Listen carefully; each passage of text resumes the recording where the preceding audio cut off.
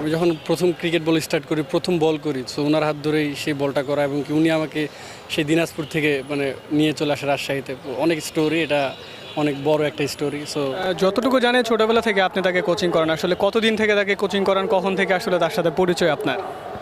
কতটুকু থেকে করি ঠিক জিনিসটা এরকম যে ছোটো বাচ্চা যেরকম কোলে নেয় ঠিক এরকম। যার ক্রিকেটটা যখন ছোটোবেলা থেকে এই যে যেরকম বলে অ্যাকচুয়ালি থেকে পাইছি তাকে আমি, যে আন্ডার 18, তখন হয়তো আরও বয়স কম হবে, 15-16 বছর বয়স হবে। তখন আমার কাছে মনে হচ্ছে যে ছেলেটার ক্যালিবার আছে, তাকে নিয়ে নাড়াচাড়া করলে একটা ভবিষ্যতে হইতে পারে বাংলাদেশে।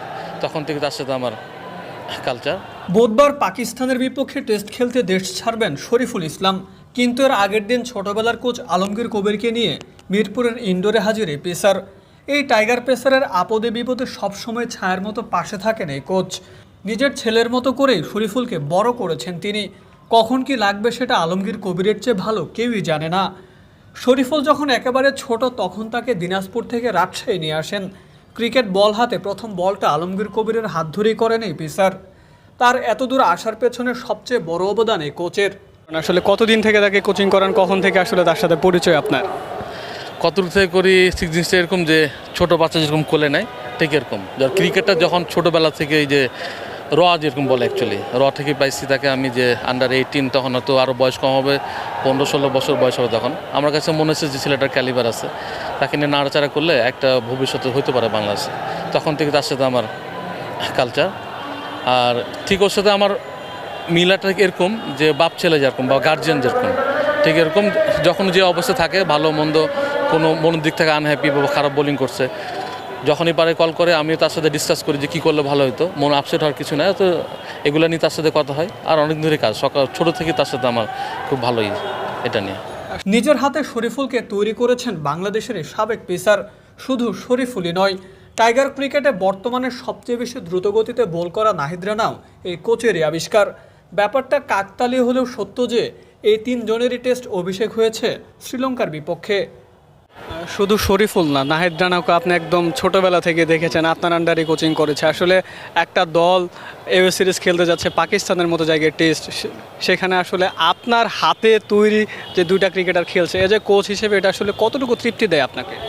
না, অবশ্যই তো ভালো লাগবে। ছেলে যখন ভালো কিছু করে, পড়ালেখা করে, ভালো জব করে, এস্টাবলিশ জব করে, অবশ্যই বাপের ভালো লাগে।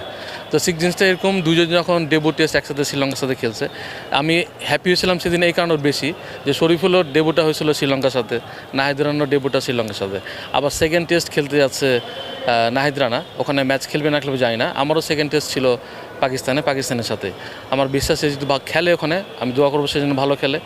আমার ওখানেই ভালো লাগে যখন যে খেলাটা আমি খেলছি ডে বাই ডে ঠিক ওভাবে যাচ্ছে। দুটা ছেলে আমার হাতে করা প্লেয়ার, যে একসাথে ছোটো থেকে নিয়ে আসা, যে থেকে আবারও বলছি থেকে কাদা থেকে তৈরি, তাদেরকে এভাবে নিয়ে আসছি। ওরা যখন যে অবস্থা থাকে না কেন, কল করে যে ভালো আছি, খারাপ আছি, ভালো যাচ্ছে, মেন্টালি আছে, দুজনে একসাথে একদিক থেকে দুই থেকে বোলিং করুক, এটা চাই, এবং ভালো করুক। অনেকদিন থেকে টেস্ট ক্রিকেটের বাইরে শরীফুল ইসলাম, তাই তো পাকিস্তানে যাবার আগে ছোটবেলার কোচের শরণাপন্ন হলেন, কাজ করলেন ভেরিয়েশন ও সুইং নিয়ে। আপনারা তো জানেন যে শরীফুল অনেকদিন ধরে টি-20 ফরম্যাটে নিয়ে কাজ করছেন বা ছিলেন, যেহেতু সামনে উনি টেস্ট খেলতে যাবেন, পাকিস্তানের সাথে টেস্ট আছে। অ্যাকচুয়ালি ওটা নিয়ে কাজ করতে আসছে, যে এতদিন তো হার্ডলেন বা বিভিন্ন টাইপের ভেরিয়েশনে কাজ করছে।